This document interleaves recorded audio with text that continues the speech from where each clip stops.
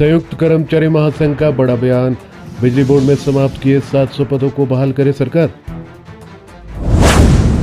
OPS का कोई भी विकल्प नहीं होगा मंजूर, यूपीएस को प्रदेश के कर्मचारी किसी भी सूरत में नहीं करेंगे स्वीकार। वहीं संयुक्त कर्मचारी संघ के एक पदाधिकारी बोले, यूपीएस बेहतर, ओपीएस से प्रदेश में बदहाली।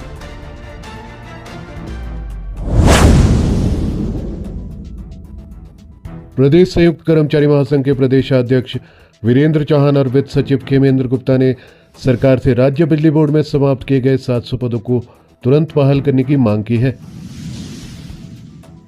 हिमाचल प्रदेश संयुक्त कर्मचारी महासंघ के प्रदेशाध्यक्ष वीरेंद्र चौहान और वित्त सचिव खेमेंद्र गुप्ता ने सरकार से राज्य बिजली बोर्ड में समाप्त किए गए 700 पदों को तुरंत बहाल करने की मांग की है।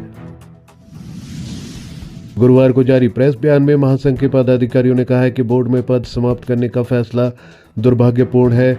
किसी भी विभाग में स्वीकृत पदों को खत्म करने से पहले उस विभाग के कर्मचारी संगठनों से बात की जाए। उन्हें विश्वास में लेकर ही पदों को समाप्त करने की दिशा में आगे पहल करनी चाहिए, जिससे कर्मचारियों और सरकार के बीच एक सौहार्दपूर्ण माहौल बना रहे। महासंघ ने कहा कि हिमाचल प्रदेश में ओपीएस का कोई भी विकल्प नहीं है, यूपीएस को प्रदेश के कर्मचारी किसी भी सूरत में स्वीकार नहीं करेंगे।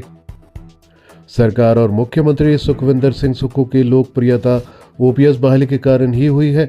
अगर ओपीएस को हटाकर यूपीएस को लागू करते हैं तो इसका समूचे प्रदेश में विरोध होगा।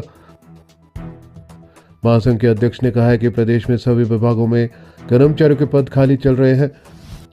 पदोन्नतियां भी 1 साल से नहीं हुई है। इस दिशा में सरकार को पहल करते हुए सभी विभागों में हर वर्गों के कर्मचारियों की पदोन्नतियां शीघ्र करनी चाहिए, जिससे कर्मचारियों में चल रहे असंतोष को खत्म किया जा सके। वहीं संयुक्त कर्मचारी के ही एक पदाधिकारी ने ओपीएस को लेकर बड़ा बयान दिया है। संयुक्त महासंघ कर्मचारी के पदाधिकारी है विनोद और हिमाचल प्रदेश अराजपत्रित कर्मचारी महासंघ विनोद गुट ने कहा है कि यूपीएस लागू करने से समस्या का समाधान होता है तो इसमें कोई बुराई नहीं है। महासंघ ने लोक निर्माण मंत्री विक्रमादित्य सिंह के बयान की सराहना की है, जिसमें उन्होंने मंत्रिमंडल की बैठक में इस पर विचार करने की बात कही है। शिमला से बुधवार को जारी बयान में महासंघ अध्यक्ष विनोद कुमार, कार्यकारी अध्यक्ष गोविंद सिंह ब्रागटावा, महासचिव विनोद शर्मा ने कहा है कि राष्ट्रीय पेंशन स्कीम यानी कि एनपीएस को हिमाचल में पूरी तरह से बंद किए जाने से पहले महासंघ ने 24 दिसंबर 2022 को लिखित में सुझाव दिए थे। इसमें कहा गया था कि राज्य के वित्तीय हालात पहले ही बहुत कमजोर है। केंद्रीय योजनाओं और नियम से अलग होने के कारण हिमाचल प्रदेश और अधिक कमजोर होगा। इसी स्कीम में न्यूनतम पेंशन का विकल्प देखा जाए, क्योंकि हिमाचल ऐसा पहला राज्य है जिसने एनपीएस को सीधे बंद कर दिया था। कुछ राज्यों ने पेंशन नियम 1972 लागू करके प्रशासनिक आदेश जारी तो किए, लेकिन एनपीएस का अंशदान बंद पूरी तरह से नहीं किया गया। सरकार अब यूपीएस लागू करने पर विचार कर रही है, ताकि इस एवज में केंद्र ने राज्य पर जो वित्तीय बंदिश लगाई है वह बहाल करवाई जा सके। आर्थिक दृष्टि से कमजोर पहाड़ी राज्य जहां कर्मचारी वर्ग की 10,000 करोड़ रुपए की देनदारियां वर्षों से लंबित है, वह प्रदेश 2,000 करोड़ रुपए की वार्षिक कटौती कैसे सहन कर पाएगा।